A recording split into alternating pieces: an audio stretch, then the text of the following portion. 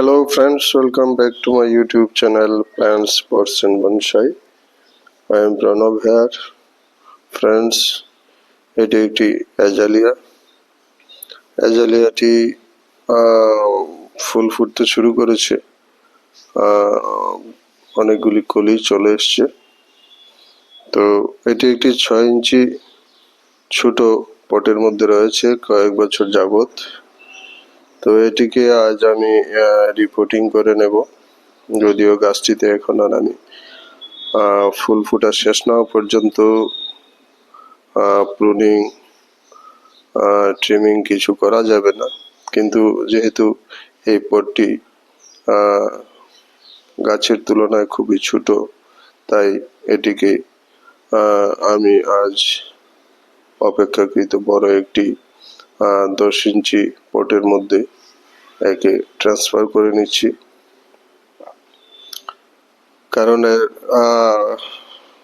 যে খাদ্যের ঘাটতি এত ছোট পটের মধ্যে থাকলে এবং ফ্লাওয়ারিং সিজনে এই গাছটি যদি পর্যাপ্ত পরিমাণ খাদ্য না পায় তাহলে এর ফুল ফোটা ব্যাহত হবে। গাছটি বৃদ্ধি ব্যাহত হলে এর যে ফুলের পরিমাণ সেটাও কমে যাবে এবং যে এর থেকে যে ফুল ফল আসে এর আকারও ছোট হয়ে যাবে। তাই আজ এই গাছটিকে আমি নতুন একটি অপেক্ষাকৃত বড় পটের মধ্যে, ট্রেনিং পটের মধ্যে আমি রিপোর্টিং করে নিচ্ছি। তো নতুন পটের মধ্যে আমি গাছটিকে বসিয়ে নিয়েছি। তো পুরানো যে পটিং সয়েল ছিল ছোট পাত্রের মধ্যে, সেগুলিকে আমি রিইউজ করব, কারণ এর মাটিগুলি এখনো ঠিকঠাক রয়েছে, রিইউজেবল।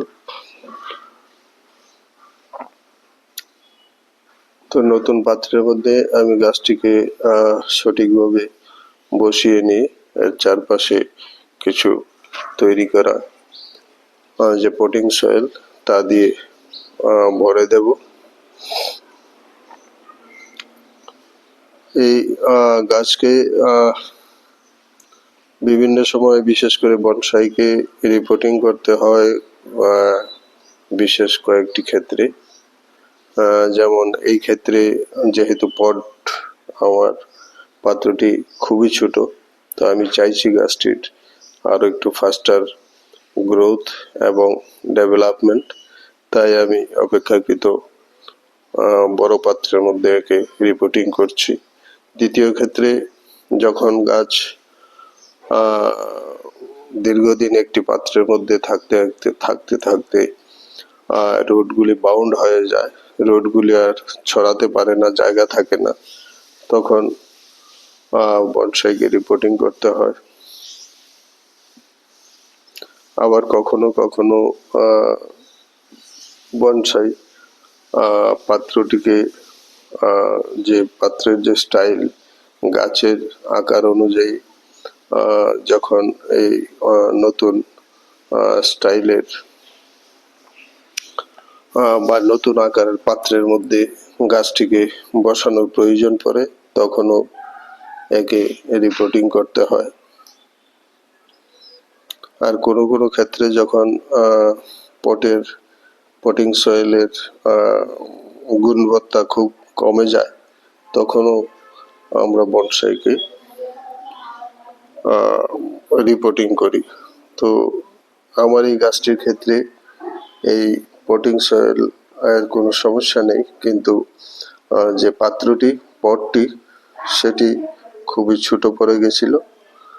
গাছটি যখন ছোট ছিল তখন এর মধ্যে ঠিকঠাক ছিল, এখন গাছটি বেশ বড় হয়ে গেছে। এবার আশা করছি অনেকগুলি ফুল আসবে, প্রচুর ফুল আসবে, তাই একে সামান্য একটু বড় পাত্রের মধ্যে আমি রিপোর্টিং করে নিলাম।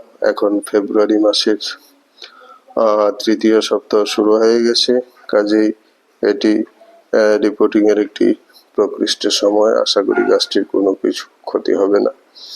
তো আমি সারযুক্ত পটিং সয়েল দিয়ে গাছটিকে ব্যবহার করে আমি গাছটিকে রিপোর্টিং করে নিয়েছি।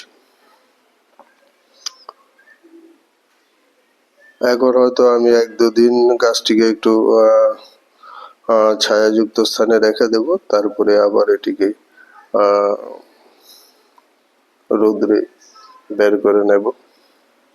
তো এইভাবে আমি এই আমার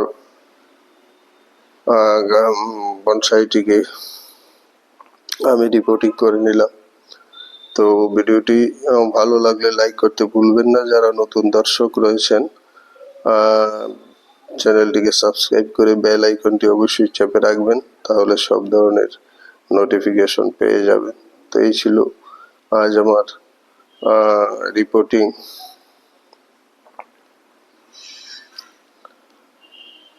এবং রিপোর্টিং এর কাজ। আমি চপস্টিক দিয়ে মাটিটাকে চারপাশে ভালোভাবে চাপিয়ে দিলাম।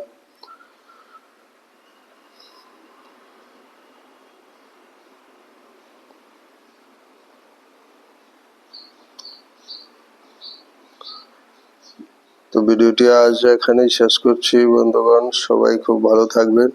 নতুন ভিডিও নিয়ে আবার দেখা হবে। নমস্কার।